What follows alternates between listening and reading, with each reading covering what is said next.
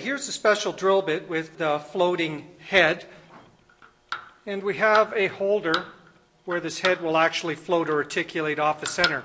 Please notice that the drill has 3 flutes, or 1 corner less than the square we want to go into. And it's not limited to squares. We also could do a hex if we wanted to, and we would grab a 5-sided drill bit for this. Again, because this head will float or articulate, what it does is it allows each one of these points to get into a corner. In other words, there's 1 less edges on the drill than there is on the square, allowing it to find a corner and drill a square hole. This is the fixture for drilling a square hole, and I'm going to start with a guide for a round hole because the drill bit for the square hole will not be able to find its center. So we're going to start with a pilot hole. We're going to take this guide and set it into this fixture and just hold it down.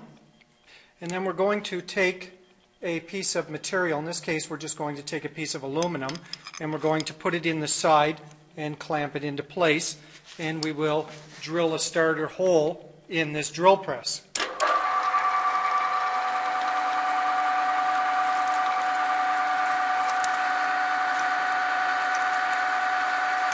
Okay, so we have a hole in this part.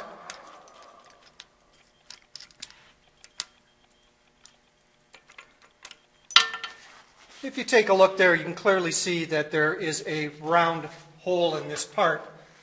Now we will take the guide for the square hole and we will put it into the same location as we have just used for drilling this round hole. And we'll switch out drill bits. Zooming in a little bit, you can see we have the special drill ready to go, and again, it will float or articulate on the end of the holder. So we'll just put it down into the guide, and we'll turn the drill press on. And what it's going to do is this 3-sided drill bit is going to find the corner of this square hole. And we'll just pull it down through the material, and it should find all the corners and drill the hole square. You can clearly see it's turning around. So down through the part. Now what we'll do is we will take the guide off.